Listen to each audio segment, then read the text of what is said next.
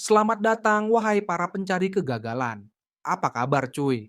Udah bosen sama hidup yang terlalu lancar, terlalu sukses, dan terlalu penuh prestasi? Tenang aja, di video ini gue bakal kasih tahu lu langkah-langkah jitu buat jadi orang gagal yang sesempurna mungkin. Yang pertama, cuy, selalu bilang, "Entar aja deh." Kenapa harus kerjain sekarang kalau bisa ditunda, cuy? Bilang aja, "Entar aja deh," atau "nanti aja lah." Menunda itu seni, cuy. Ada penelitian dari Piers Steel tentang teori motivasi temporal yang basically bilang kita lebih milih nunda kerjaan karena nilainya lebih kecil sekarang. Jadi, pakai teori itu aja buat alasan ilmiah lu nunda-nunda tugas. Yang kedua, kembangkan skill aku nggak bisa. Ngapain mikir positif kalau bisa negatif? Setiap kali lu mau nyoba sesuatu, bilang ke diri lu sendiri, gua pasti gagal. Kalau kata Albert Ellis, pemikiran irasional itu biang masalah. Tapi di sini kita pakai buat alasan gagal. Mantap kan? Yang ketiga, jadi biasa saja menonjol. Itu bahaya. Kenapa harus menonjol kalau bisa jadi rata-rata? Zona nyaman itu enak, cuy. Nggak ada progres, sama aja nggak ada stres. Hidup jadi enak, cuy. Yang keempat, kuasai seni membuat alasan. Kesalahan itu nggak pernah salah lu. Selalu cari kambing hitam. Lu bisa pakai teori atribusi Fritz Heider buat nyalahin apapun, dari cuaca yang nggak bersahabat, koneksi internet yang suka ngadat, sampai kucing tetangga yang suka nimbrung di atap rumah. Misalnya, telat bangun karena hujan, salah cuaca, kerjaan nggak kelar karena main game, salah server yang nggak stabil. Pokoknya, bikin alasan jadi hobi lu, biar lu bisa bebas dari rasa bersalah dan terus eksis di jalur kegagalan.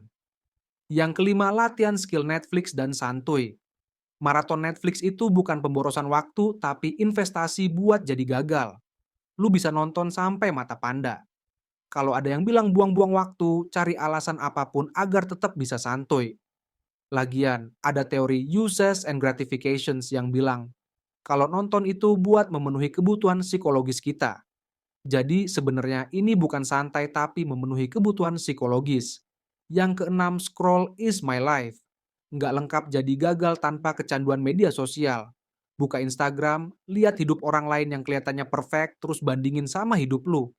Lihat, mereka liburan ke Bali, makan di restoran mahal, atau dapat penghargaan di kantor.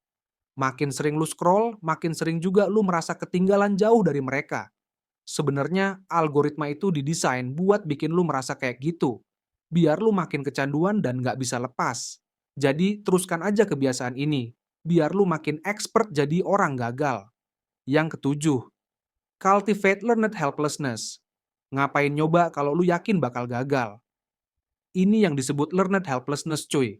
Konsep dari Martin Seligman. Kuncinya, jangan pernah percaya lu bisa ngubah nasib.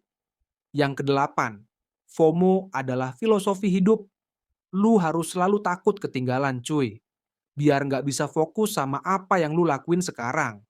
Ingat mantra FOMO. Pasti ada sesuatu yang lebih seru di luar sana. Ini nih, konsep fear of missing out yang bikin lu terus-menerus ngecek HP, scroll media sosial, atau ikut acara yang sebenarnya nggak penting cuma karena takut nggak nyambung sama temen-temen. Hidup lu jadi kayak lomba maraton yang nggak ada garis finishnya. Tapi, bukankah itu tujuan kita? Biar lu terus was-was dan nggak pernah puas. Kesembilan, jangan pernah dukung diri sendiri. Begadang sebelum ujian biar otak nggak sempat nyerap materi atau sengaja lupa save file kerjaan di jam deadline.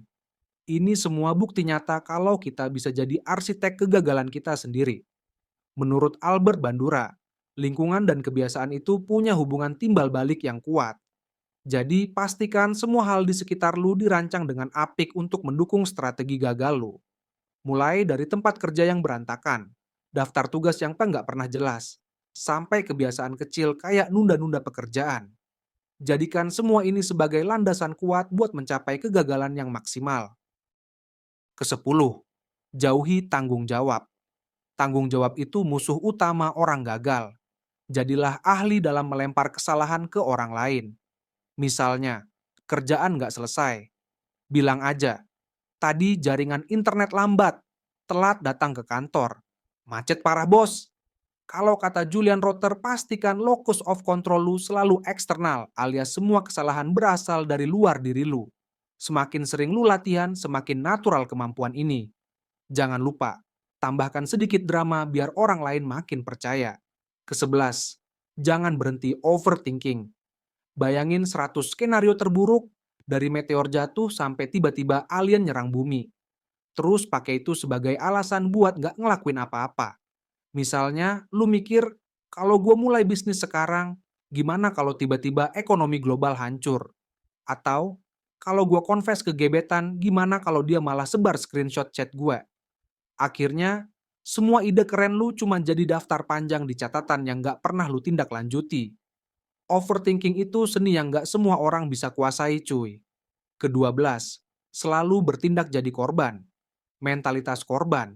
Dunia memang kejam, cuy. Hidup ini penuh ketidakadilan, dan itu bukan salah lu. Jadi biarkan diri lu larut dalam perasaan itu, nikmati setiap momen meratapi nasib. Kapan lagi lu bisa benar-benar merasa dunia ada di pihak yang salah? Lagi pula, dengan terus merasa seperti korban, lu nggak perlu capek-capek cari solusi.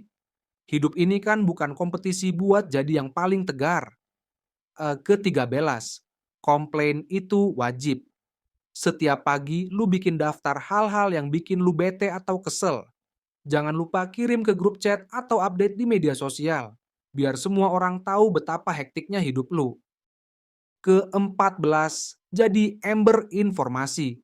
Konsumsilah informasi sebanyak-banyaknya tanpa pernah ngapain-ngapain. Banjiri otak lu dengan data, artikel, video, dan meme tanpa seleksi.